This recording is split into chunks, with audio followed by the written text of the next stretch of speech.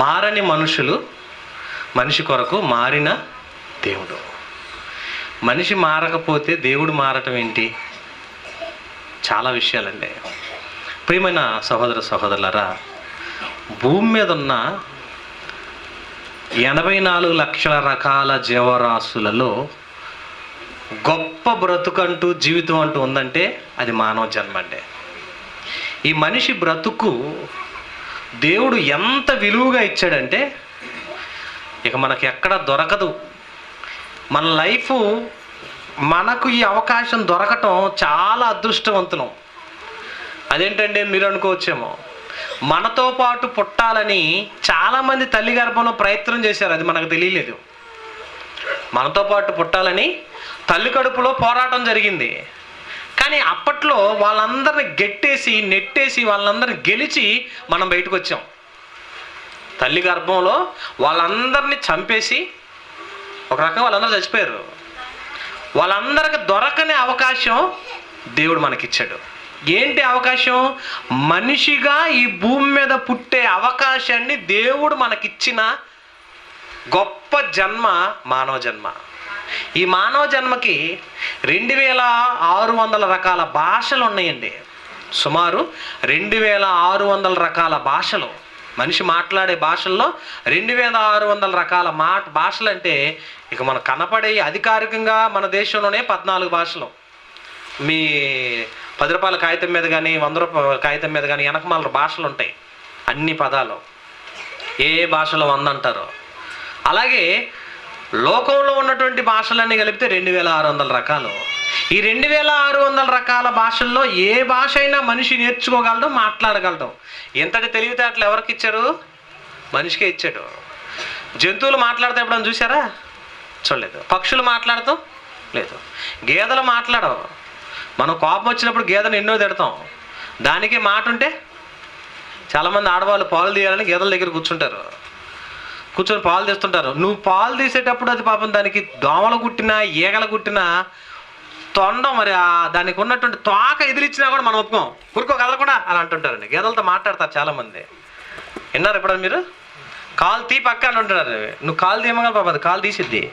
అలాగే కదలమాకు అని అంటుంటారండి. పాలు తీసేటప్పుడు దాన్ని పాపం అది ఓర్చుకొని ఉంటుంటుంది. ఎందుకు? నువ్వు ఎక్కడ కొడతావో, నువ్వు ఎక్కడ తిడతావో నీకు భయం. నువ్వంటే దానికి అంత భయం. మీకు విషయం తెలుసా?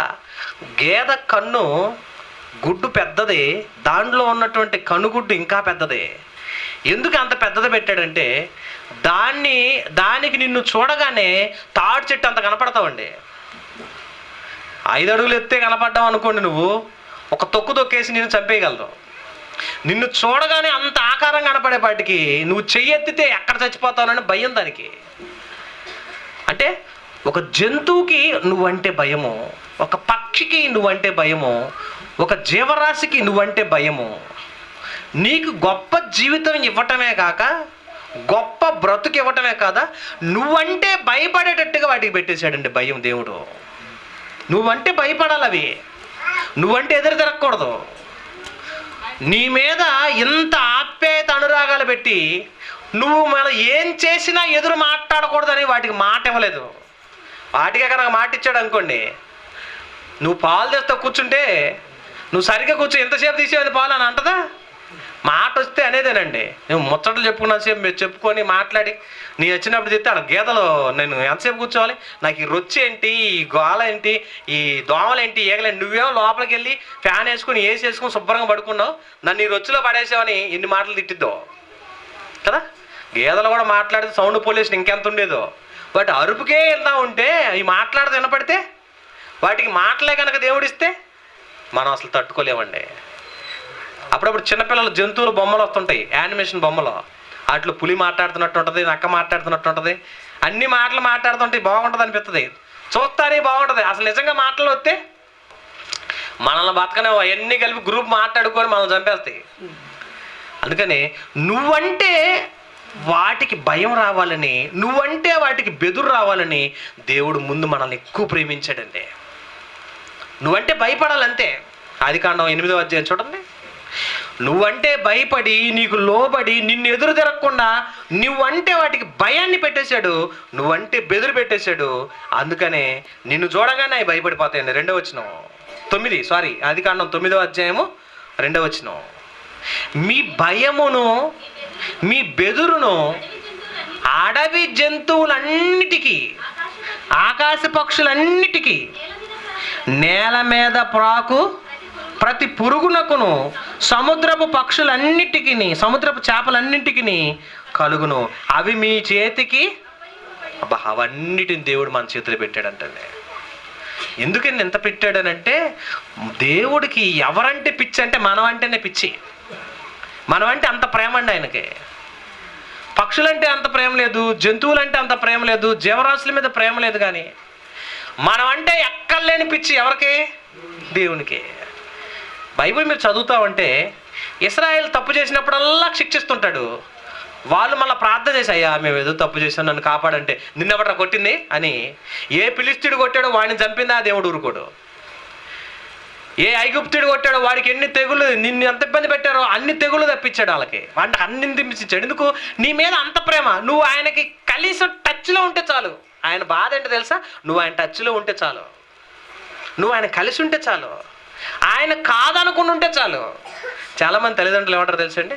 మా వాడు చాలా మంచోడండి, ఏ పని చేసినా నాకు చెప్పకుండా చేయడండి. తల్లిదండ్రులు పిల్లల్ని ఎక్కడ మెచ్చుకుంటారు తెలుసా?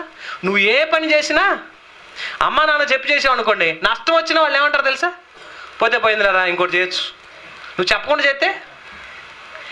చేస్తే తల్లిదండ్రులకి ఎంత బాధ ఉంటుందండి. నాకు ఒక మాట చెప్పలేదు, ఈ పని చేశాడు, నాశనం చేశాడు అని అంటారండి. నీకు చెప్పి చేస్తే ఏం పర్లేదు, 10 కాదు 100 బాని 1000 బాని నీకు నేను తోడుకుంటాను రా, అవసరం నష్టపోవద్దు, అవసరమైతే ఇంకోటి చేద్దాం అని అంటాడు. ఎందుకు?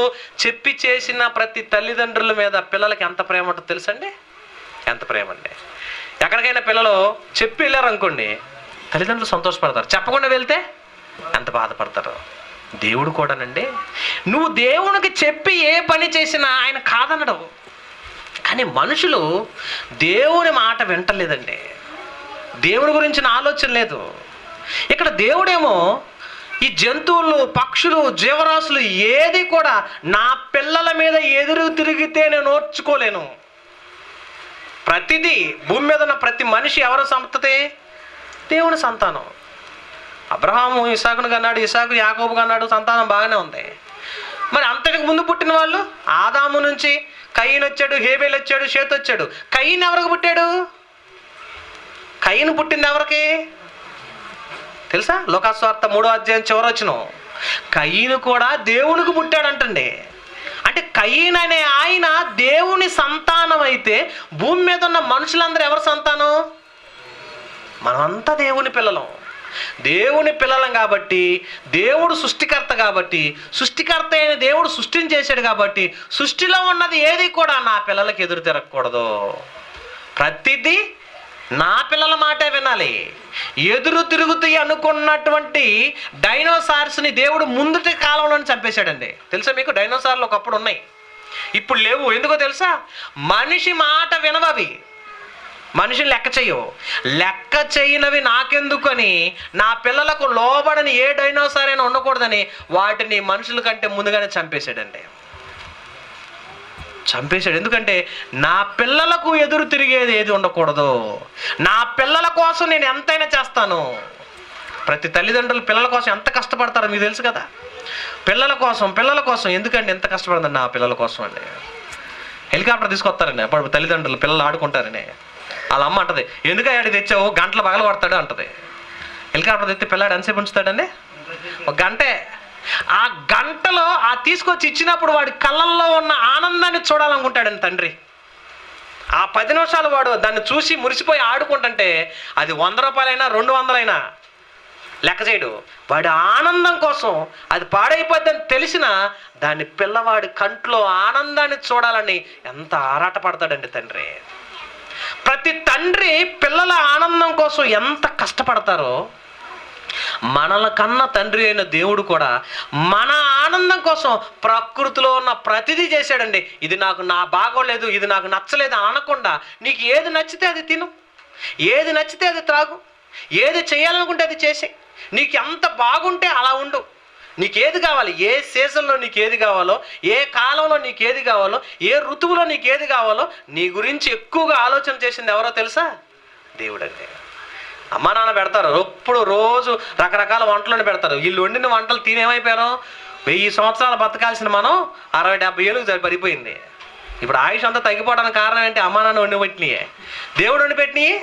ఎన్ని ఫ్రూట్స్ ఇచ్చాడు, ఎన్ని దుంపలు ఇచ్చాడు, ఎన్ని ఇచ్చాడు. దేవుడు పండించి మనకిచ్చిన వాటిని చెడగొట్టి విషంగా చేసుకొని మనం తింటున్నాం. అందుకే ఆరోగ్యం పోతుంది. అందుకే మనుషులందరూ చచ్చిపోతున్నారు తొందరగా. ఎక్కువ కాలం బ్రతకాలనే దేవుడు 1000 సంవత్సరాల ఆయుష్ ఇచ్చాడండి మనిషికి. ఎంత ప్రేమ ఉండకపోతే అంత ఇచ్చాడండి ఆయుష్.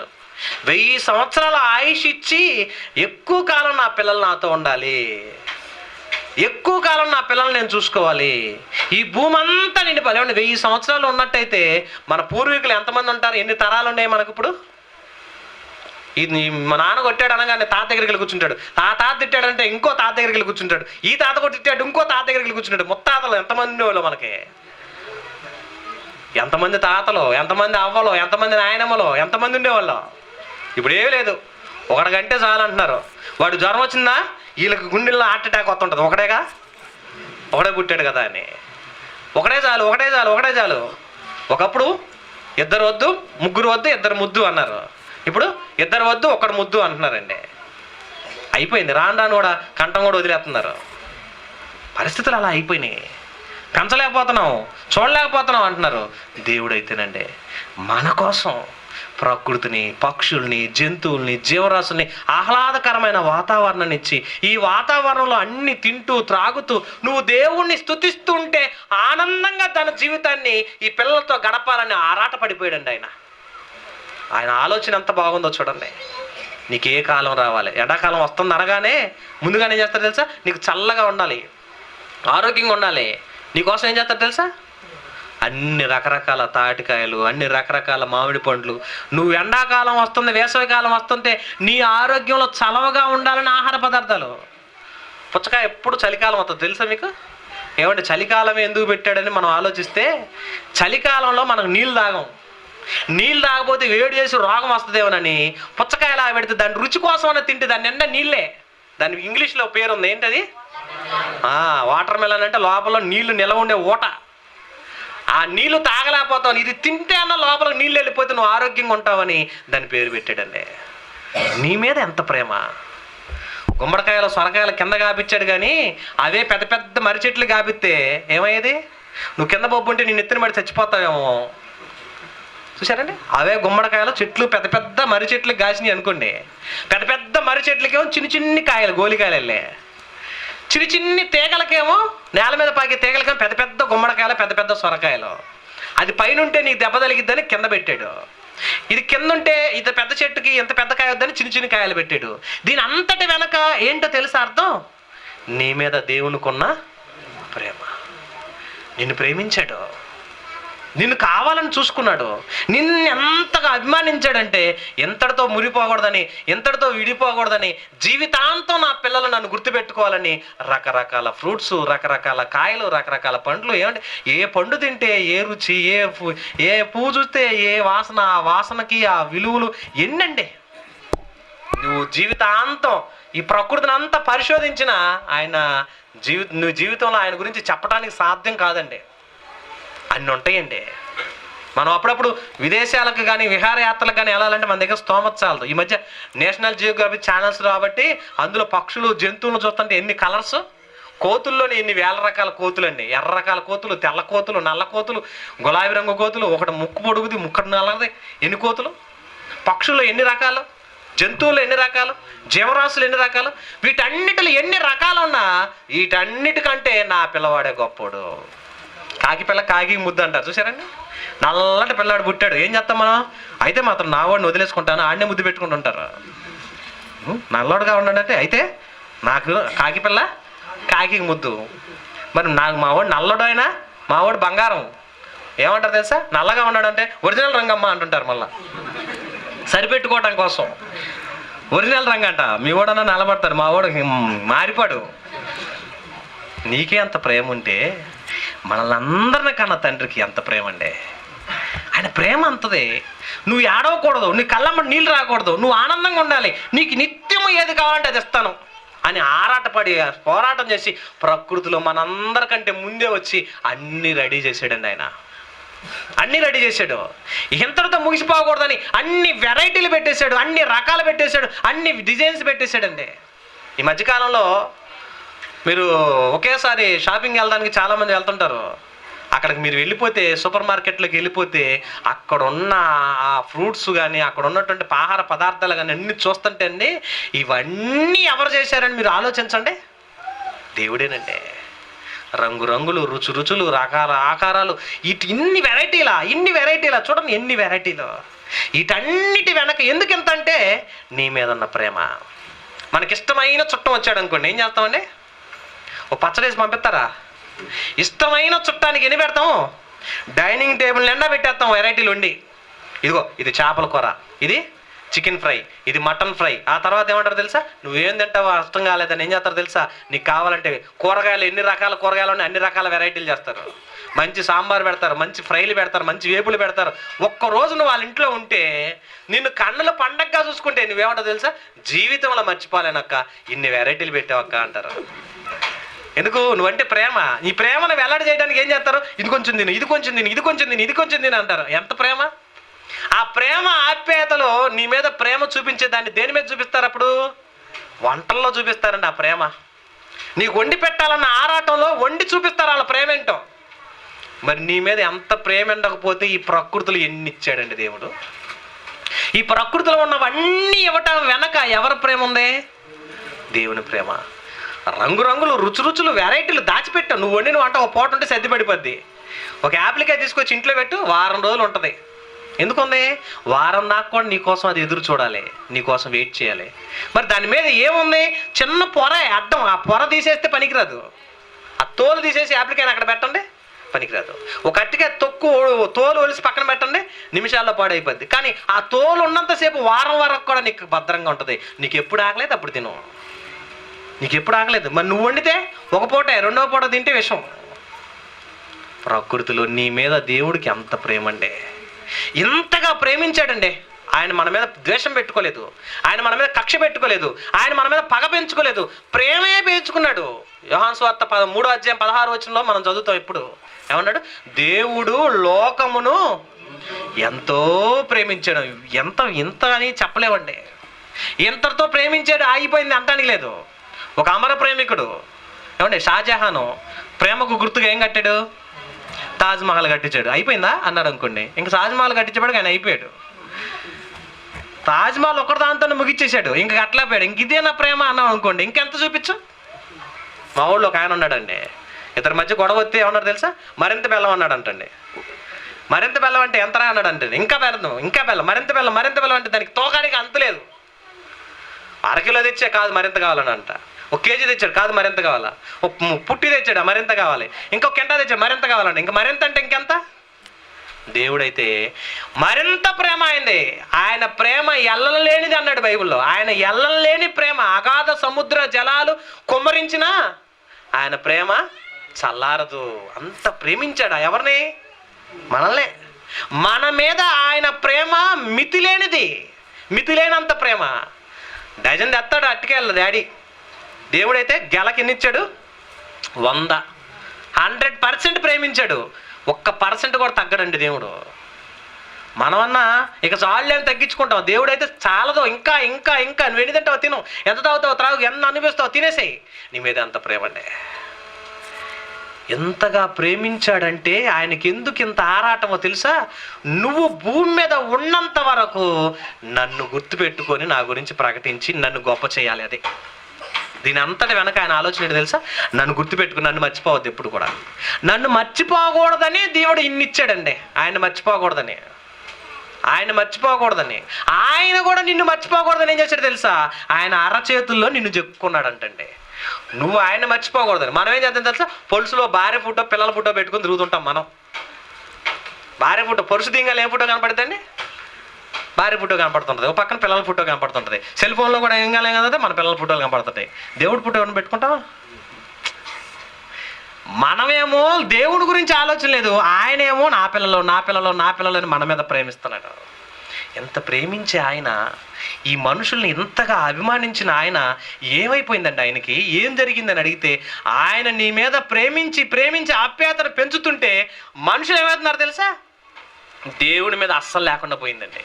పుట్టింది మొదలుకొని మరణించేంత వరకు చెడ్డవాటిలో ఎక్కువైపోయాడు కానీ మంచితనంలో పెరగలేకపోయాడు. మరి ఆదికాండం 6:5 మనం తెలుసు కదా, ఏమంటాడు? నరుల చెడుతనము భూమి మీద గొప్పదైపోయింది. ఆయనేమో ఎంతో గొప్పగా నా పిల్లలు పెరగాలి, పెద్దవాళ్ళు అవ్వాలి, గొప్పవాళ్ళు అవ్వాలని మన మీద ఎంతో ప్రేమానురాగాలు పెంచుకొని ఎంతగానో ప్రేమించాడండి. కానీ మనం ఏం చేసామంటే అసలు ఆయన్ని మర్చిపోయారు. ఆయన గురించిన ఆలోచన లేదు, ఆయన గురించిన బోధ, ఆయన గురించిన పరిచర్య అసలు లేదండి. అలా అయిపోయేపాటికి దేవుడు చాలా బాధపడ్డాడండి. మరి నా పిల్లల పరిస్థితి ఏంటి? వీళ్ళని ఎంత ప్రేమించాను, వీళ్ళకి ఇన్ని ఇచ్చాను, ఇన్ని అవకాశాలు ఇచ్చాను, ఎంత జీవితాన్ని ఇచ్చాను, వీళ్ళు నన్ను ఒక్క రోజు కూడా గుర్తుపెట్టుకోవట్లేదేంటి? ఒక్కసారన్నా అర్థం చేసుకోవట్లేదండి. ఎంత బాధపడుతున్నాడనండి. అలా బాధపడుతూ ఆ మనుషులను చూసి వీళ్ళని ఏం చేయాలి, వీళ్ళని ఎలా కాపాడుకోవాలి, వీళ్ళని రక్షించుకోవాలి, ఎలా చెయ్యాలని ఆయన ఎలాంటి వాడో తెలుసా? ఆయన అసలు మామూలుగా ఎట్టి పరిస్థితుల్లో రాజీకి రాని వ్యక్తి. రాజీకి రాని అంటే ఆయన ప్రతిదినము కోపపడు దేవుడు. ఆయన కోపం ఎక్కడ ఉంటుందంట? ముక్కు మీదే ఉంటుంది కోపం అంటారు కోపం చూడగానే. ఏరా ముక్కు మీదే ఉంటుంది కోపం, ఇలా అనగానే అలా కోపడతావు అని అంటారండి. ఆయనకు అంతకన్నా కోపం ఎక్కువ. ఎంత కోపం? ఆయన ప్రతిదినము కోపపడు దేవుడు. ఎలాంటి కోపమో తెలుసా ఆయనకి? ఆయన సేవకుల దగ్గర చూడాలండి ఆయన పనితనం. మనం కూడా చూసారండి, మనం చర్చికి వచ్చేవాడు బాగానే ఉంటాం, ఇంటికి వెళ్ళిన తర్వాత ఉంటాయండి కొంతమంది గొడవలు. ఇంటి పక్కన కుళ్ళు కాలువ కనుక ఏదన్నా పక్క కాలువది, ఆ ఇంటి వాళ్ళు పక్క కోడోళ్ళు ఎవరన్నా కోడి పెంచుకుంటూ ఆ కోడిని వదిలేసినప్పుడు ఆ కోడి కొద్దిగా గెలికి ఆ కోడి అంతా ఆగం చేసింది అనుకోండి, అప్పుడు మన భక్తి బయటపడుతుంటుంది. ఏమమ్మా నువ్వేనా పెంచింది కోళ్ళు, ఈ కోళ్ళు ఎలా ఆగం చేసినా అలా ఆగం చేసిన పెద్ద గొడవ. మన భక్తి మన విశ్వాసం అక్కడ బయటపడిపోద్ది. కానీ ఇక్కడ దేవుని విషయం ఏంటంటే మన జీవితాలు గొప్పగా ఉండాలని ఎన్నో కలలు కన్నాడు, ఎన్నో ఆరాటపడ్డాడు, ఎన్నో ఆలోచనలు చేశాడు. కానీ మనిషి దేవుడు కాకుండా పోయాడు. అందుకని దేవుడు ఏమన్నాడు తెలుసా? తన పని వాళ్ళ దగ్గర ఎంత భయంకరమైన కోపంగా ఉంటాడో మన మీద అంత ప్రేమ చూపించాడండి. ఎంత భయంకరంగా ఉంటాడో దేవుడు చూడండి. కీర్తన గ్రంథం 7వ కీర్తన 11వ వచనం. కీర్తన గ్రంథం 7వ కీర్తన 11వ వచనం చూడండి. న్యాయమును బట్టి ఆయన తీర్పు తీర్చును, ఆయన ప్రతిదినము కోపపడు దేవుడు. ప్రతిదినము కోపం అంటండి, ప్రతిరోజు కోపం. ఎందుకు కోపం? ఎవరి మీద ఆయన కోపం? ఎందుకంటే ఆయనకు అంత కోపం అని అంటారా? ఆయన దేవదూతల విషయంలో ప్రతిరోజు ఏం చేస్తాడో తెలుసా? భూమి మీదకు వచ్చినటువంటి ఆ పిల్లల గురించిన ఆలోచన సేవకులైనటువంటి మరి దేవదూతలకు అప్పగించినప్పుడు ఇవి నిత్యము దేవుని సేవలో, దేవుని పరిచర్యలో ప్రయత్నం చేస్తుండాలండి. ఎందుకంటే ఆయన పనిలో, ఆయన సేవలో, దేవుని పనిలో ఎవరైతే దూతలు పని చెయ్యరో వారి మీద మిక్కిలి కోపం. ఎందుకు? నా పిల్లల గురించి అంత అశ్రద్ధగా ఉన్నారా, నా పిల్లల మీద మీకు అంత అధైర్యంగా, అంత అగౌరవంగా ఉన్నారని ఆయన దేవదూతల సమక్షంలోకి, దేవుని సన్నిధిలోకి వస్తున్నాడంటే గడగడ గడగడ వణుకుతుంటారండి దేవదూతలు. ఏమంటాడు ఏమంటాడు ఏమంటాడు, ఏం చేస్తాడు ఏం చేస్తాడు, ఎవరిని చంపేస్తాడు అని భయం అండి వాళ్ళకి, ఎవరిని నరకంలోకి వేసేస్తాడు అని భయం. చూడండి కీర్తన గ్రంథం 89వ కీర్తన 7వ వచనం చూస్తే ఆయన అంటున్నాడు, ఆయన గురించి చెప్తున్నాడు ఆ మాటలండి. పరిశుద్ధ దూతల సభలో ఆయన మిక్కిలి భీకరుడు, తన చుట్టూ ఉన్న వారందరికంటే భయంకరుడు. ఎవరండి ఆయన? దేవుడే. దూతలకి సభ ఉంటుంది ప్రతిరోజు. ఆ సభలోకి ఆయన వస్తున్నాడంటే దేవదూతలు గడగడ గడగడ వణుకుతుంటాయి. ఎక్కడ ఏ పని జరగలేదు, ఎక్కడ ఏ ఆర్డర్ చేస్తే పని చేయలేదు, ఎవరిని ఏమంటాడు ఏం చేస్తాడని వణికిపోతుంటాయండి. ఎందుకు? ఆయన నిత్యము కోపపడు దేవుడు. ఎందుకంటే ఇంత కోపం అని అంటే నీ మీద, నిన్ను గురించిన ఆలోచన అంత గొప్పదండి ఆయనకి. ఆయనకి ఏం పని లేదంటే ఆయన పని అంతా నీ మీదేనంటే. ఆయన పని ఏంటో తెలుసా? నువ్వే. ఆయన ఆశ నువ్వే, ఆయన కోరిక నువ్వే, ఆయన ఆనందం నువ్వే, ఆయన నిత్యము బ్రతికే బ్రతుకు నువ్వే, ఆయన గురించి ఆయనకున్న కళలన్నీ నువ్వే. ఇంకా ఆయనకి ఏ కోరిక లేవు. ఎందుకు? నా పిల్లలు నా దగ్గర రావాలి అంతే. నా పిల్లలు భూమి మీద ఉన్నారు, ఏ లోటు ఉండకూడదు. వాళ్ళు పెరిగి పెద్దవాళ్ళు అవుతున్నారు, ఏ కష్టం ఉండకూడదు. వాళ్ళు తిరిగి మరలా నా దగ్గరకు రావాలి. ఇదే ఆయన ఆశ. ఇదే ఆశతో, ఇదే కోరికతో, ఇదే మనస్సుతో దేవదూతలను సైతము భయంకరంగా చిత్రవద చేస్తూనైనా నా మాట వినకపోతే మీకు భయంకరుండని భయంకరంగా వాటి మీద కోపపడేవాడండి ఆయన. అయితే మనం ఏం చేస్తున్నాం తెలుసా? ప్రతిరోజు చెడిపోతున్నారండి. ప్రతిరోజు బాల్యం నుంచి వీడి హృదయం ఏమైపోయింది? చెడిపోయింది, చెడ్డవాడైపోయాడు, పాడైపోయాడు. పాడైపోయిన వీళ్ళని ఎలా బాగు చేసుకోవాలి అని ఆలోచన చేశాడండి ఆయన. కానీ ఆయన కోపం వస్తుంది. కోపం వచ్చి ఏం చేశాడు? ఈ కోపాన్ని తట్టుకోలేక నోవాహు జలప్రలయం తెప్పించాడు. అప్పట్లో నోవాహు ఏం తెలుసు కదా మీకు? నోవాహు కాలాల్లో చూసి ఆ కోపాన్ని తట్టుకోలేక వీళ్ళని అసలు ఉంచకూడదు, ఇలాంటి దుర్మార్గులను ఎందుకు కన్నాను, ఎందుకు పెంచానని. చాలామంది తల్లిదండ్రులు పిల్లల మీద ఎన్నో ప్రేమలు ఆప్యాయతలు పెంచుకుంటారు. తర్వాత ఏం చేస్తారో తెలుసా అండి? చెప్పకుండా ఏదో రోజు పెళ్లి చేసుకొని ఇంటికి తీసుకొచ్చాడు కోడల్ని. ఎలా ఉంటుంది? వీడి కోసం ఇళ్ళన్నీ తాకట్టు పెట్టి, పొలాలన్నీ తనఖా పెట్టి, బాగా చదివించి మంచి ఉద్యోగస్తుడు అవుతాడని కళ్ళగంటారు తల్లిదండ్రులు. కలగాని మా అబ్బాయి కలెక్టర్ అవుతాడు, లేకపోతే ఎస్పీ అవుతాడు, లేకపోతే ఇంకే ఉద్యోగస్తుడు అవుతాడని ఆశపడే టయానికి ప్రేమించాను నాన్న, పెళ్లి చేసుకుని ఆ పిల్లని తీసుకొచ్చి ఆ నుంచో పెట్టాడు అనుకోండి. ఎలా ఉంటుంది? ఎంత ఆరాటపడిపోతాడు, స్టన్ అయిపోతాడు. ఇదేంట్రా, నీకోసం ఎన్ని కళ్ళకు అన్నాను, ఎన్ని ఆలోచన చేశాను, నువ్వు నచ్చితే ఉంచుతాను, లేకపోతే వెళ్ళిపోతాను. మరి ఎంతకాలం నేను చదివించి నిన్ను పెద్ద చేసింది నువ్వు కాదు, చదివించవలే. దేశంలో ఎంతమంది చదివిట్లేదు అంటారండి. ఈ పిల్లల గురించిన ఆలోచన సమాజంలో ఎంత బాధ ఉందో ప్రకృతిలో దేవుడు అంత బాధపడుతున్నాడండి. పిల్లలను కన్నందుకు బాధపడి ఓర్చుకోలేక నోవాహు కాలానికి వచ్చేపాటికి ఏమన్నాడు తెలుసా? ఈ జల ప్రళయాన్ని తీసుకొచ్చి అందరిని చంపేశాడండి. ప్రేమించిన ఆయన ఎంత కసిగా కక్షతో ఎందుకు చంపాడో తెలుసా? ఆయన తట్టుకోలేకపోయాడు. వీళ్ళు చేసిన పనులు చూడలేకపోయాడు. వీళ్ళు చేసిన కార్యక్రమాలను తట్టుకోలేకపోయాడు. చాలామంది పిల్లలు, మా ఇంట్లో మా పిల్లలు బంగారం అండి, తలకాయ ఉంచితే స్కూల్కి వెళ్ళిందా తల ఎత్తదండి మా అమ్మాయి అంటారు అంతే. అలాంటి వాళ్ళు ఎవరో తీసుకుని వెళ్ళిపోతుంటారు. ఇదేంటి ఎలా చేసిందని కొంతమంది స్టన్ అయిపోతారు చాలామంది తల్లిదండ్రులు. మా అమ్మాయి ఎంత మంచిది, ఎంత గొప్పది, ఎంత బుద్ధిమంతురాలు, ఎంత మంచిగా ఉంది, ఎలా నటించింది అనుకుంటాం మనం. నటించే నటనంతా ఎవరికి తెలుసు? ఈ నటన చూసిన ఆయన వీళ్ళను చూసిన చరిత్రను చూసి భయపడిపోయి ఏంటి వీళ్ళని విసిగెత్తిపోయి పిచ్చెక్కిపోయి వీళ్ళని చంపేంత వరకు వదిలిపెట్టలేదండి. ఎందుకు చంపేశాడో తెలుసా? ఒక రైతు పంట పండించేటప్పుడు ఆ పంట చేలో పండుతున్నప్పుడు దోస చేనైనా, బీర చేనైనా, పొట్ల చేనైనా, పొట్టకాయ చేనైనా ఏదైనా ఏం చేస్తాడో తెలుసా? బాగా పండినటువంటి గింజల కలిగిన చెట్టుని, ఏపుగా పెరిగిన సొరకాయ అయినా, ఈ బాగా పెరిగిన గుమ్మడికాయ అయినా, బాగా పెరిగిన దోసకాయ అయినా రైతు కొయ్యడండి. ఎందుకు కొయ్యడో తెలుసా? బాగా పెరిగిన కాయని విత్తనానికి దాచిపెడతాడు. అది బాగా పండేంత వరకు ఉంచి ఆ చెట్టుకి ఎండిపోయేంత వరకు ఉంచేస్తాడు. ఎందుకో తెలుసా? ఆ కాయ విత్తనానికి ఉంచితే రాబోయే కాలంలో ఆ పంట ఎత్తితే ఎలాంటి కాయలు వస్తాయి? అప్పటిదాకా వచ్చిన కుక్కమూతి కాయలు రావేక. అప్పటిదాకా వచ్చిన దోసకాయలు ఉన్నాయండి, అన్ని కుక్కమూతి కాయలే. ఆ కుక్కమూతి కాయలు చూసి ఎవడు కొంటాడని ఆ కాయలని బారబోతాం. ఇవి బాగా పండిన దోసకాయ ఉంది కదా, ఈ పండిన దోసకాయని విత్తనాన్ని పెట్టుకొని ఆ విత్తనాన్ని ఏం చేస్తాడో తెలుసా? తీసి ఎండబెట్టి ఆ ఎండినటువంటి గింజల్ని వచ్చే సంవత్సరం పంట వేస్తే ఎలాంటి పంట వస్తుంది? అప్పుడు మంచి పంట వస్తుంది అని ఆశతో దేవుడు కూడా ఏం చేశాడు తెలుసా? వీళ్ళందరిని చూసినప్పుడు అందరూ చెడిపోయారని చూసి వీళ్ళ మొత్తాన్ని తీసేసాడండి. ఈ చరిత్ర వద్దు, నాకు ఈ ప్రజలొద్దు, ఈ మనుషులొద్దు, మొత్తాన్ని చంపేసి నోవాహు ఒక్కడ మంచోడు కనపడ్డాడు. ఇతను మంచి భక్తి కలిగినటువంటి పిల్లలు కనపడ్డారు. ఈ పిల్లల ద్వారా పరిచయం చేద్దాం, ఈ పిల్లల ద్వారా మంచి సంతృప్తి చేద్దామని ఆ 8 మందిని కాపాడి మిగతా వాళ్ళందరినీ తీసేశాడు. తీసిన తర్వాత వీళ్ళ ద్వారాగా సంతానాన్ని ఉత్పత్తి చేసి దేవుని సేవలో గొప్ప చేయాలని ఎన్నో కలలు కన్నాడండి. అయినా వాళ్ళలో గురించి కూడా ఏమైపోయింది? వాళ్ళలో కూడా చెడిపోతున్నారు. ఏంటి ఆలోచన? ఏంటి ఎలా అయిపోతున్నారు? ఎన్నో కలలు కన్నాను, ఎన్నో ఆశలు ఉంచాను, నోవాహు కాలం ముందున్న కాలం అంతా తుడిపేశాను, చంపేశాను.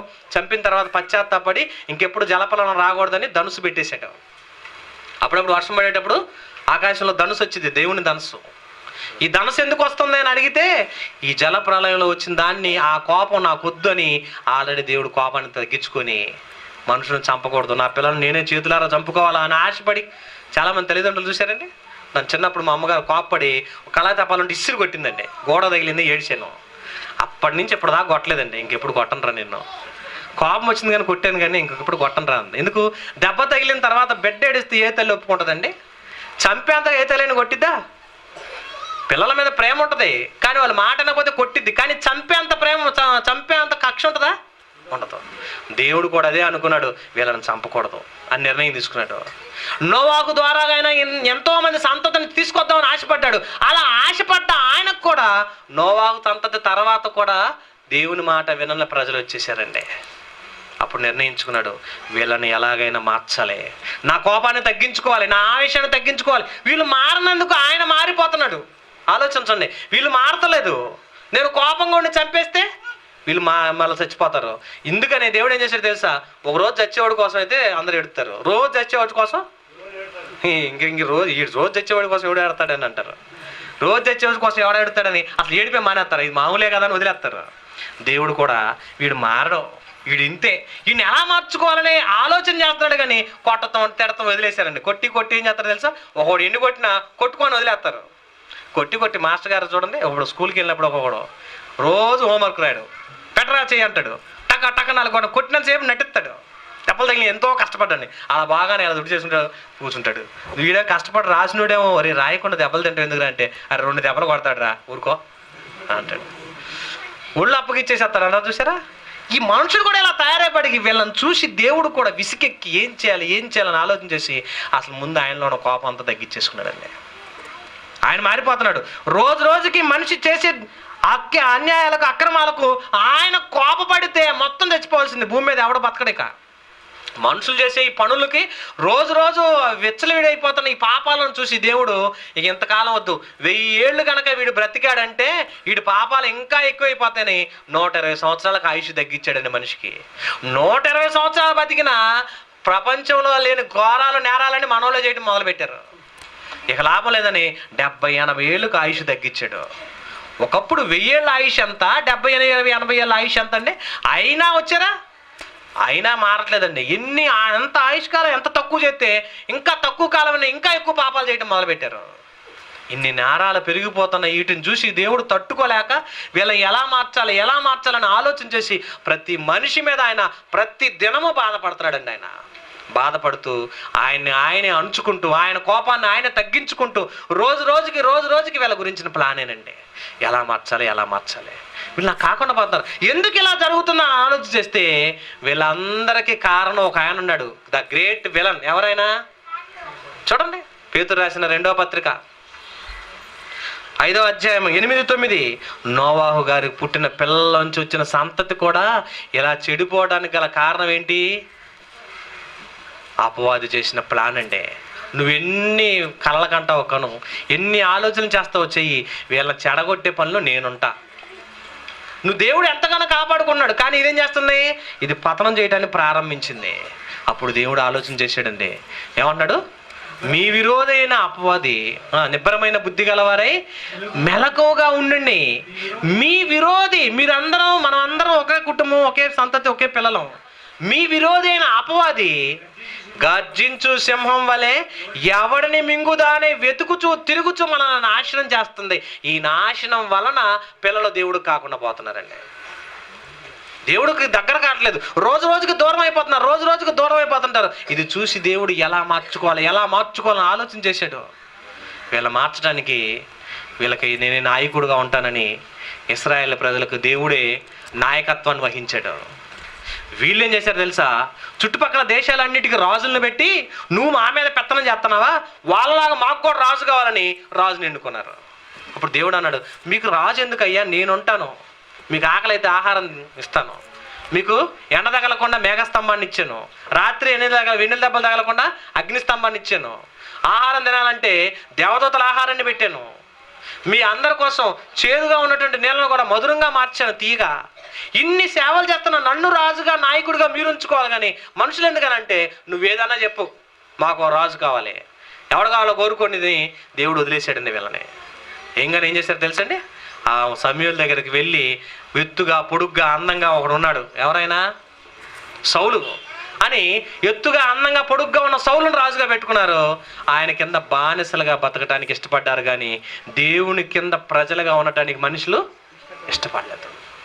వీళ్ళని చూసి దేవుడు తల పట్టుకున్నాడు. ఏంటి వీళ్ళు ఇలా అయిపోతున్నారు, వీళ్ళ బ్రతుకేంటి, రాబోయే కాలంలో వీళ్ళ భవిష్యత్తు ఏంటి, ఏమైపోతారని దేవుడు తగ్గించుకొని ఓర్చుకుంటున్నాడండి. ఇది ఎప్పటి నుంచి కాదండి, అప్పటి నుంచి పడుతున్న బాధ అండి దేవుడిది. మనిషి ఏమో మారట్లేదు, దేవుడేమో మారిపోవాల్సి వస్తుంది. మనిషి ఏమో ఆకృత్యాలు అన్యాయాలు ఎక్కువైపోతున్నాయి, దేవుడేమో తను తగ్గించుకుంటూ వస్తుంది. ఎందుకంటే ఆయనకు అన్న ఆ కోపానికి ఆవేశానికి మనుషులు ఏమైపోతారో తెలియదు, ఏం జరిగిద్దో తెలియదు, ఏం చేస్తాడో తెలియదని ఆయన ఓర్చుకుంటూ ప్రారంభించాడు. మనిషి మారకపోయినా దేవుడే మార్చుకుంటున్నాడు. ఇంక ప్లాన్ల మీద ప్లాన్లు వేయడం ప్రారంభించాడు.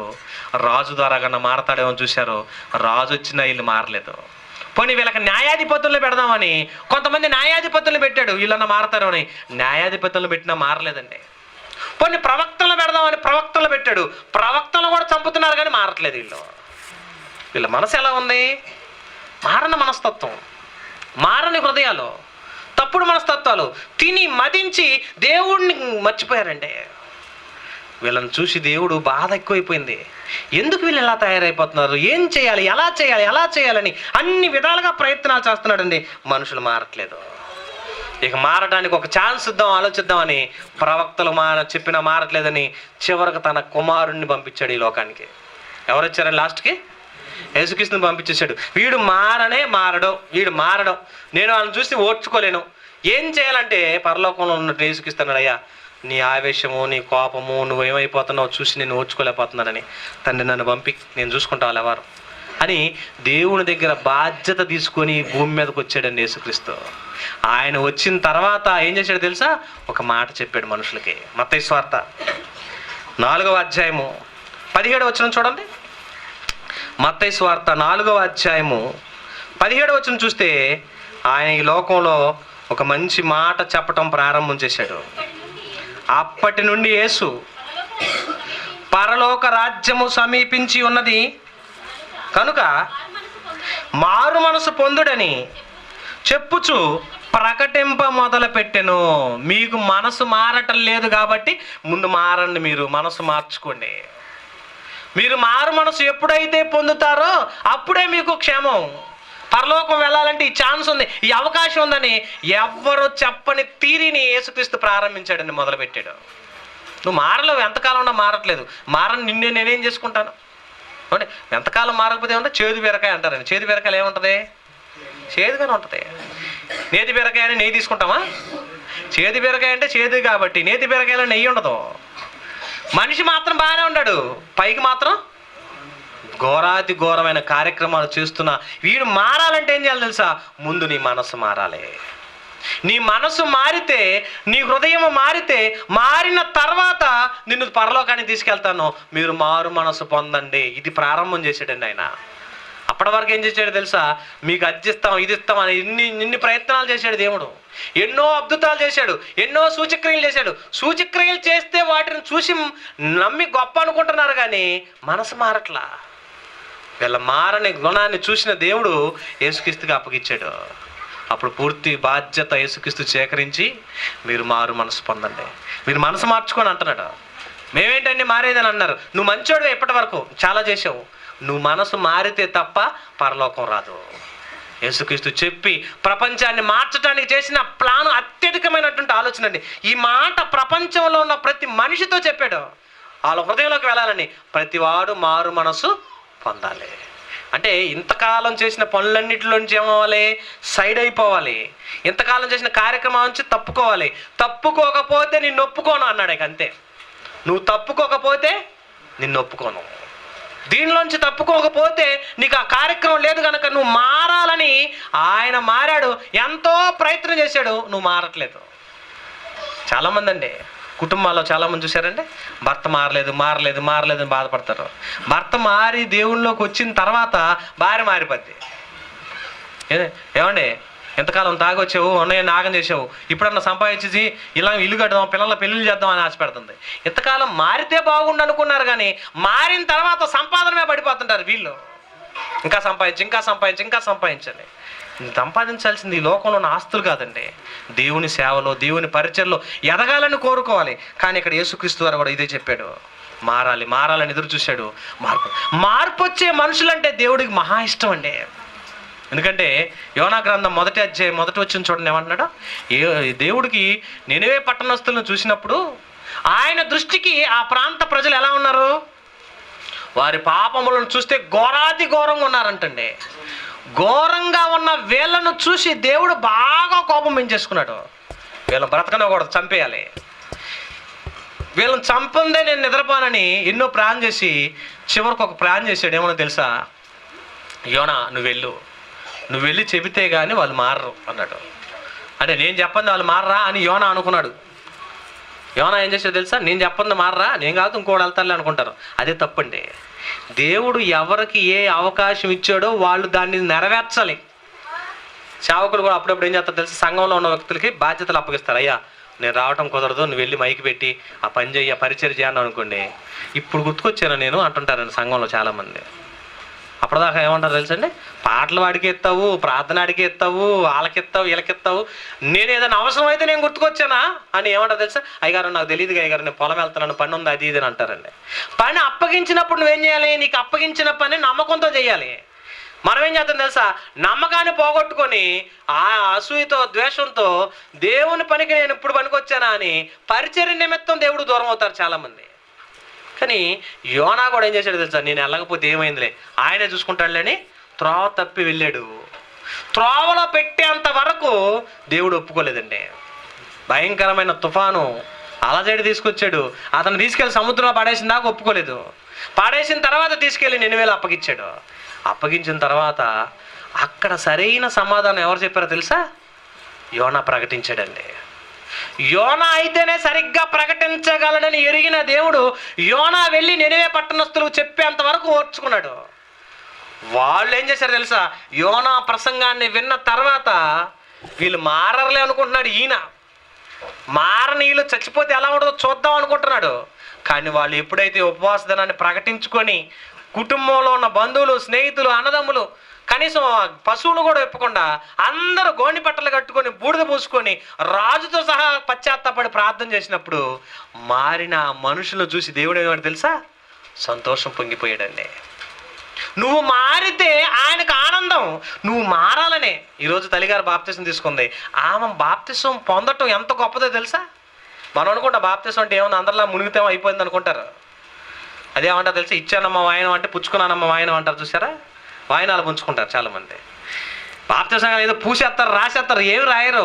నువ్వు ఒక మంచి మాటతో ఒప్పందం, ఒక పని, అయ్యా ఇంతకాలం నేను పాపాత్ముడిగా జీవించాను, ఇక్కడి నుంచి నీ కోసం బ్రతుకుతాను, ఇక్కడి నుంచి నేను నీ కోసం జీవిస్తాను, నా మనసులో నిన్ను తప్ప ఇంకెవరిని సేవించనని ఒక మంచి ఒప్పందం చేస్తే ఆ ఒప్పందాన్ని చూసి దేవుడు సంతోషపడతాడండి పరలోకంలో. 3 సంవత్సరాల క్రితం నేను ఇక్కడికి వచ్చాను, అమ్మగారిలో పూర్తి మార్పు లేదు. వీళ్ళందరూ ప్రార్థనకు వస్తే ఆమె వచ్చేది కాదు. మీరు వెళ్ళండి అయ్యా నేను రాలే అనేది నిజం కదమ్మా, నేను అడిగాను అప్పట్లో రాలేదామా. కానీ ఇవాళ బాప్తిసం ఆవగానేపడికి నాకు ఎక్కలేని ఆనందం వచ్చేసిందండి. ఎంత ఆనందమో తెలుసా, ఇంతకాలానికి ఈమెలో మార్పు వచ్చిందంటే దేవుడు వండర్ఫుల్. అంటే వీళ్ళ పిల్లలు, వీళ్ళ భార్య, వీళ్ళ కుటుంబం ఎంతగా దేవుడిని కొరకు నిలబడ్డారు, దేవుడు ఎంత నిలబెట్టాడు వీళ్ళని. ఈ మధ్య మారింది అంటే దేవుడు నిన్ను ఎన్నుకున్నాడని అర్థం. అలాగే ఆ కాలంలో వాళ్ళని ఎన్నుకున్నాడు, దేవుడు నిలబెట్టాడు, మారు మనసు వచ్చింది, దేవుడు ఆనందపడ్డాడు. దేవుడికి ఆనందం ఎవరండి అని అడిగి తెలుసారా, కీర్తన గ్రంథం 16:3 చూస్తే భూమి మీద దేవుడికి నువ్వు అరటికాయలో సొరకాయలో పండినవి ఇస్తే ఆయనకు ఆనందం కాదు, ఆయనకి నిత్యం ఆనందం ఎవరో తెలుసా, ఆయనకి ఈ భూమి మీద ఉన్న వాటన్నిటిలో కూడా సంతోషము సమాధానం మనమేనండి. కీర్తన గ్రంథం 16:3 నేను ఇలాగందును, భూమి మీద ఉన్న భక్తులే శ్రేష్ఠులు, వారు నాకు కేవలం ఇష్టం ఎవరో తెలుసా, నువ్వు మారాలనే ఈ ప్రయత్నాలన్నీ, నువ్వు మారాలని ఈ ఆశలన్నీ. ఇంకో విషయం చెప్పమంటారా, మిమ్మల్ని అందరూ నేను కూర్చోబెట్టి వాక్యం చెప్పాలని, నన్నే ఇక్కడ పిలిపించాలని, నన్నే పిలవాలని, వీళ్ళకి మనసు కలగాలని, ఇక్కడికి వచ్చి ఈ వాక్యం చెప్పించాలని, ఇది ఎవరి ప్రణాళికో తెలుసా, దేవుని ఆలోచన. అంటే ఎవరో వినాల్సిన వాళ్ళు ఉన్నారు, వాళ్ళు వినాలంటే ఇక్కడ రావాలి. ఇక్కడికి రావాలంటే ఎన్నో ప్రయత్నాలు చేయాలి, ఎన్నో కార్యక్రమాలు జరగాలి. ఏమండి, 10 గంటల ప్రయాణం, గంట వాక్యం. ప్రయాణం ఎక్కువ, ప్రసంగం తక్కువ. ప్రయాణం అయితేనే 10 గంటలు, ప్రసంగం ఎంత, గంట. కానీ మారాల్సిన వాళ్ళు ఎవరు, వాళ్ళు మారాలంటే నువ్వు అక్కడికి వెళ్ళాలి. నిజంగానే ఈ కాలంలో నిన్ను కూడా ఎన్నుకొని పుట్టించాడంటే నీ ద్వారా ఆయన మార్పు కావాలని కోరుకుంటున్నాడు సమాజానికి. ఆయన మారాడు, అందరి కొరకు తగ్గించుకున్నాడు, ప్రేమతత్వం చూపించాడు. ఆయన ప్రేమించాడు కనుక మారని మనిషి కొరకు తానే మారిపోయి ఆయన కుమారుడికి బాధ్యత అప్పగిచ్చి పక్కన కూర్చున్నాడండి. నాయన నువ్వు వెళ్ళి చెప్పు నాయన, నీ మాట వింటే రక్షించబడతారు. నువ్వు గనక నీ మాట వినకపోతే, నిన్ను ఎవడైతే ప్రేమించడో, నిన్ను ఎవడైతే స్వీకరించడో వాడు మన లోకానికి వద్దు. పూర్తి బాధ్యత యేసుక్రీస్తుకి అప్పగిచ్చేసాడు. ఆయన పూర్తిగా మారిపోయాడు. అందుకే చివరికి ఏమన్నాడు తెలుసా? ఎవడైతే మారతాడో, ఎవడైతే దేవునికి లోబడతాడో ప్రకృతిని అంతా ఆయన చేతిలో ఉంచాడేశాడండి. ప్రకృతిని అంతా ఆయన స్వాధీన భద్రపరిచాడు. మారాలని ఎదురు చూస్తున్నాడు. నహూము గ్రంథం 1వ అధ్యాయం 2వ వచనం చూడండి. నహూము గ్రంథము 1వ అధ్యాయము, నహూము గ్రంథం 1వ అధ్యాయము 2వ వచనం చూస్తే, యెహోవా రోషము గలవాడై ప్రతీకారము చేయువాడు. యెహోవా ప్రతీకారము చేయును, ఆయన మహోగ్రత గలవాడు. యెహోవా తన శత్రువులకు ప్రతీకారము చేయును, తనకు విరోధులైన వారి మీద కోపముంచును. తర్వాత ఏమన్నాడు తెలుసా? యెహోవా దీర్ఘశాంతుడు. ఆయన శత్రువులు అనేవాడిని ఎవ్వడు ఉంచడు. ఆయన ప్రేమించేవాడన్నాడా? ఆయన కోసం ఎంతో దీర్ఘశాంతం. ఏమండి, ఎస్పీ గారు అనగానే ఆ స్టేషన్లోకి వెళ్ళి చూసామనుకోండి, పోలీసుడి ప్రతాపం ఎలా ఉంటుంది, సిఐ కానీ ఎస్ఐ కానీ ఎలా ఉంటుంది తెలుసా? ఒక దొంగోడు దొరికాడంటే బాల్ ఆట ఆడినట్టు ఆడుకుంటారు. చూసారా? అంత కోపం, అంత ఆవేశం, అంత అంటారు. ఇంటికి రాగానే పిల్లలు చూసి కొడతాడా? అసలు పిల్లలు చూసుకుంటే వాళ్ళు పైకి ఎక్కి కూర్చుంటారు, దొల్లుతుంటారు, మీదకి ఎక్కుతారు, మెసాలు పట్టుకుంటారు, లాగుతుంటారు. మా నాన్న లాగుకున్నాడు, మా తాత లాగుకున్నాడు, మా తాత పైకి ఎక్కుతాడు, కింద ఎక్కుతాడు. నీ మీద ఉంది ఆ ప్రేమ ఉంది, వాళ్ళ మీదేమో ఆ కఠినం ఉంది. ఎందుకు ఎంత వచ్చింది? ఎంత వచ్చింది చూడండి. బయటికి వెళ్తే నువ్వు భయంకరుడివే, నిన్ను చూడంగానే శత్రువులు అందరూ భయపడుతున్నారు, దొంగలందరూ హడలెత్తిపోతుంటారు. నువ్వేం చేస్తావు అన్నాడు. ఇంటికి రాగానే నీ పిల్లల్ని చూడగానే నువ్వేమైపోతావు? సైలెంట్. ఎంత ప్రేమ చూపిస్తావండి. దేవుడు కూడా నిన్ను ఎంత ప్రేమించాడో, నువ్వు ఎంత మారతావోనని నువ్వు ఒక పాట పాడుతున్నా, నువ్వు ఒక ప్రార్థన చేస్తున్నా, నువ్వు ఒక వాక్యం చెబుతున్నా, నువ్వు ఎవరికైనా దేవుని గురించి ఒక మాట చెబుతుంటే ఎక్కడ లేని ఆనందం అండి ఆయనకి. ఆయన భూమి మీద నువ్వు చేస్తున్న పనులు చూసి పరలోకంలో హ్యాట్సాప్, సంతోషం, హ్యాపీ అని చప్పట కొట్టుకుంటుంటాడు. నువ్వు ఇక్కడ భూమి మీద ఉన్నంతకాలం నీ పని, నీ పిల్లలు, నీ కుటుంబం, నీ ఆస్తి, నీ సంపాదన, నీ లోకమే. ఈ లోకంలోనే నువ్వు బ్రతికితే ఏం చేస్తాడు తెలుసా? ఎంత బాధపడతాడండి. ఆయన బాధకు నువ్వు కారణం కాకూడదండి, అదే ఆయన కోరుకుంటుంది. ఆయన బాధ పెట్టే బ్రతుకు నీకు ఉండకూడదని కోరుకుంటున్నాడు. మోషే వచ్చాడు, దేవుణ్ణి సంతోషపెట్టి వెళ్ళాడు. దావీదు వచ్చాడు, దేవుణ్ణి ఆనంద పెట్టి వెళ్ళాడు. యోబు వచ్చాడు, దేవుని సంతోషపెట్టాడు. అలాగే ఒక దానియేలు, ఒక షడ్రకు, మేషకు, అబేద్నెగోలు, ఓ భక్తులందరూ భూమి మీద దేవుణ్ణి సంతోషపెట్టారు. ఆ సంతోషపెట్టిన వాళ్ళను చూసి వీళ్ళు ఉన్నారు నాకు అనుకున్నాడండి ఆయన. చూశారండి? నువ్వు ఉన్నావు కదా, నాకేం భయం లేదంటారు కదా. యేసుక్రీస్తుని పంపించిన తర్వాత దేవుడు ఏమన్నాడు తెలుసా? నా ప్రియకుమారుడయ్యా, ఈయన వెళ్ళాడుగా భూమి మీదకి, నాకు చాలు అనుకున్నాడు.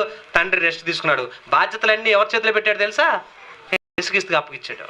ఇక నువ్వేం చేస్తావు చెయ్యి, నేను నిన్ను నమ్మానని క్రీస్తుని బాధ్యత అప్పగిచ్చాడు. భూమి మీదనో పరలోకం మీదనో ఎవరికి సర్వాధికారం ఇచ్చాడు? యేసుక్రీస్తుకి ఇచ్చేసాడు. పూర్తి బాధ్యతలన్నీ క్రీస్తుకి అప్పగిచ్చేసాడు. ఆయన సైలెంట్ అయిపోయాడు. ఎందుకు సైలెంట్ అయ్యాడు తెలుసా? నువ్వు మారావా, రక్షించుదాం. అమ్మ పిల్లలకి ఏమన్నా పెట్టండి అమ్మ, లేదా నీళ్ళన్న దాపించండి, ఏడిపించకండి. ఏం చేశాడు తెలుసా? అన్ని విషయాల్లో కాపాడుకుంటూ, అన్ని విషయాల్లో రక్షించుకుంటూ ఎన్నో ప్రయత్నాలు చేశాడండి దేవుడు. అలా చేసుకుంటూ ముగిచేద్దాం. అలా చేసుకుంటూ వచ్చి నీ కోసం ఆయన మారిపోయాడు. కానీ మనిషి అయితే ఏమవుతున్నాడు తెలుసా? మనిషి ఇంకా మారట్లేదండి. మారని నిన్ను చూసి ఆయనకి ఎంత కోపమో తెలుసా? ఆ కోపానికి, ఆవేశానికి ఆయన తగ్గించుకొని నీ మీద దీర్ఘశాంతం చూపించి క్రీస్తుని పంపించాడు. నిన్ను కొట్టాల్సిన దెబ్బలన్నీ నేను కొడతాను, నేను తింటాను. నిన్ను చంపాల్సి వస్తే నేను చచ్చిపోతాను. నీ పాపాలని నేను మోస్తాను, నీ నేరాలని నేను మోస్తానని నీకోసం ఆయన బలైపోయాడండి. ఆయన బలైపోవటానికి వెనక అర్థం ఏంటో తెలుసా? నువ్వు మారలేదు కాబట్టి నేను మారిపోతాను, నీ కోసం నేను మారుతాను, నీ దెబ్బలు నేను భరిస్తాను, నీ బాధలు నేను పడతాను, నీ కష్టాలు నేను పడతాను, నీ అవమానాలని నేను భరిస్తానని మనందరి కోసం దేవుడు తన కుమారుడు బలైపోతుంటే తల్లడిల్లిపోయాడండి. ఎందుకు నాయనా ఇంత బాధ, ఎందుకు నాయనా ఎంత కష్టం, ఎందుకు నాయనా అని. చూడండి, చాలామంది తల్లిదండ్రులు ఎవరో ఒకరి కోసం చాలా త్యాగం చేస్తున్నారు అనుకోండి, నా కుమారుడు వాళ్ళ కోసం ఎంత త్యాగం చేస్తున్నాడని ప్రతి తల్లిదండ్రులు ఎంత బాధపడతారండి. పరలోకంలో దేవుడు కూడా ఏం చేశాడంటే, నువ్వు మారకపోతే నిన్ను మార్చడం కోసం ఆయన అంత బలైపోతుంటే తల్లడిల్లిపోయాడండి తండ్రి. నా కుమారుడు నా కుమారుడని ఆయన పరలోకం ముందు చూసి ఆయన చెయ్యి విడిచేసాడండి. విడిచేస్తే అప్పుడు యేసుక్రీస్తు తెలుసా, తండ్రి నా దేవా నన్నెందుకు, నా చెయ్యి ఎందుకు విడిచేసావు ఆయన, నువ్వు నన్ను వదిలేస్తే ఎలాగా, నన్ను ఎవరు ఆదుకుంటారు.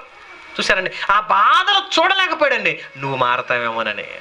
మనం ఇంకేం చేస్తాం తెలుసా, మనం ఎన్నన్నా చెప్పని, ఏదన్నా చేయని, మా కులమే, మా మతం మతమే, మా మార్గం అదే, మా తండ్రి మా ఎవరు తండ్రి మనందరికీ, అపవాది జనకుడు అయిపోయాడు, ఆడు తండ్రిగా ఉంటున్నామే కానీ దేవుని తండ్రిగా పెట్టుకోవట్లా. మనం మారట్లేదు. మారని మనుషుల కొరకు దేవుడే మారిపోయి తన కుమారుని పంపించి చంపించేంత వరకు చేసినా మనం మారట్లేదండి. ఇంతగా మారిపోయాడు, ఇంతగా కాపాడాడు. ఎవడైతే ఇంకా వినడో మారడో ఏం చేస్తాడో తెలుసా, ఇంకా అప్పుడు పనిష్మెంట్ పెట్టేశాడండి. మారకపోతే దేవుడు ఏమన్నాడు తెలుసా, నువ్వెంతకాలం ఉండి ఇంకా మారకపోయినా నీ మారని హృదయాన్ని చూసి నీకు అగ్నిగుండం రెడీ చేశాను అన్నాడండి. ఇంకా మారతావా మారవా ఛాన్స్ ఇచ్చేసాడు, నీ చేతులను పెట్టేశాడు. నేడు జీవమును మరణమును ఆశీర్వాదమును శాపమును నీ చేతులను పెట్టాను, ఏది కోరుకుంటావు నువ్వే కోరుకో, నా మీద పెట్టొద్దు అన్నాడండి. నీ ఇష్టం, నీకు అది కావాలా ఇది కావాలా, నీకు దేవుడు కావాలా దయ్యం కావాలా, లోకం కావాలా భక్తి కావాలా, ప్రేమ కావాలా శత్రుత్వం కావాలా, ఏం చేసుకుంటావు అని దేవుడు అంతా మన చేతులు పెట్టేశాడు. నిన్ను మార్చడం కోసం ఆయన ప్రవక్తలను పంపించాడు, న్యాయాధిపతులను పంపించాడు, మరి రాజులను పంపించాడు, చివరి తన కుమారుడైన యేసుక్రీస్తుని కూడా పంపించి చంపించేశాడు. ఇంత త్యాగం చేసినా నువ్వు ఇంకా మారకపోతే నిన్నెవరు మారుస్తాడు, నీకు ఇంకెవరు చెప్తారు? ఆ తర్వాత తరంలో కూడా అనేకమైనటువంటి శిష్యులు, అనేకమైనటువంటి బోధకులు వచ్చి ఇంకా ప్రకటించి చెబుతున్నా ఇంకా మారట్లేదంటే, నీలో మార్పు రావాలంటే దేవుడు ఏం చేయాలి? ధనమిస్తే మారతాడండి మనిషి? ధనమిస్తే ఇంకా చెడిపోతాడు. మీ పిల్లడు మంచోడో కాదో చెక్ చేసుకోవాలంటే 1 లక్ష రూపాయలు ఆడికి ఇచ్చేసి నీ ఇష్టంలో వాడుకో అన్నారనుకోండి, ఆడు మంచోడో కాదో తెలుసుకున్నప్పుడు ఆ 1 లక్ష రూపాయలు చేతులు పెడితే ఏం చేస్తాడు?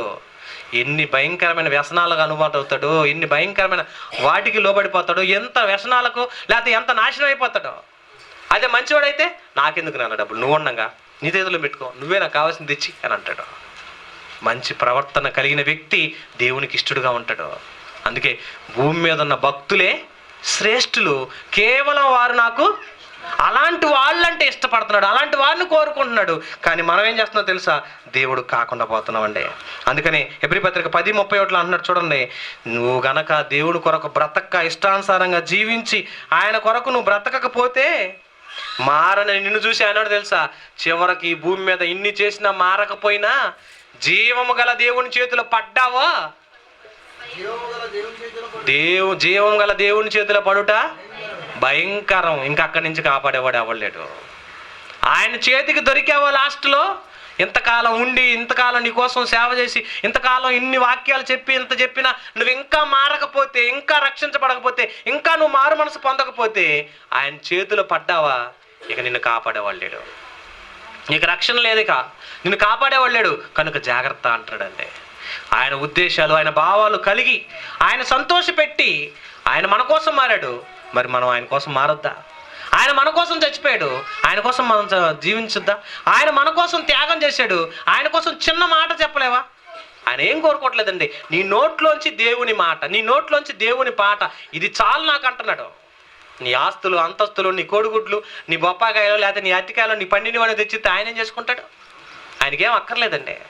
మా తోలు కోడిగుడ్డు పెట్టిందని కోడిగుడ్డు తీసుకొచ్చేస్తావు, ఆ మెతన కోడి అంతా కోసి తింటావు నువ్వే. ఆయన ఏం చేసుకుంటాడు? చాలామంది దేవుడికి పెడతాం అంటారు, పెట్టి ఆడబెట్టి ఉండి ఆడబెట్టి తర్వాత మనమే తింటాం. ఆయన తింటాడు, ఆయనకు అది అవసరం లేదు. ఆయన ఏం చేసుకుంటాడండి? ఆయన నీకు కావాల్సినవన్నీ ఇచ్చాడు, నిన్ను ప్రేమించాడండి. నీ ప్రేమ ఒకసారి చూపిస్తే తల్లిదండ్రులు పిల్లల్ని ఎంతగానో పెంచి పెద్ద చేస్తారు.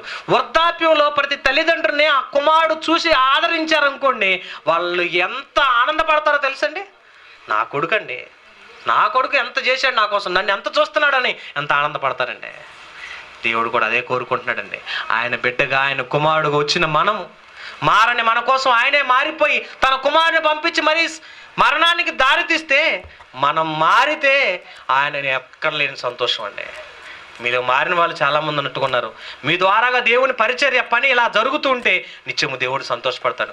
ఆయన సంతోషంలో పాలివారైతే, ఆయన మనసు ఎరిగిన వారైతే ప్రభు మనసు ఎరిగిన వారిగా ఉంటే మిమ్మల్ని బట్టి దేవుడు ఆనందపడతాడు. ఆయన ఆనందానికి పాత్రలుగా ఉంటారు. ఆయనకు వ్యతిరేకులుగా ఉండి ఆయన బాధకు మీరు పాత్రలుగా ఉంటారో మీరే నిర్ణయించుకోండి. కళ్ళు మూసుకోండి, ప్రార్థన చేసుకుందాం. ప్రేమ కలిగిన మా దేవా, మీకు వందనాలు. మమ్మల్ని ప్రేమించారు నాయన. నీ ప్రేమ, ఆప్యాయత, అనురాగాలను బట్టి మమ్మల్ని కాపాడినందుకే వందనాలు.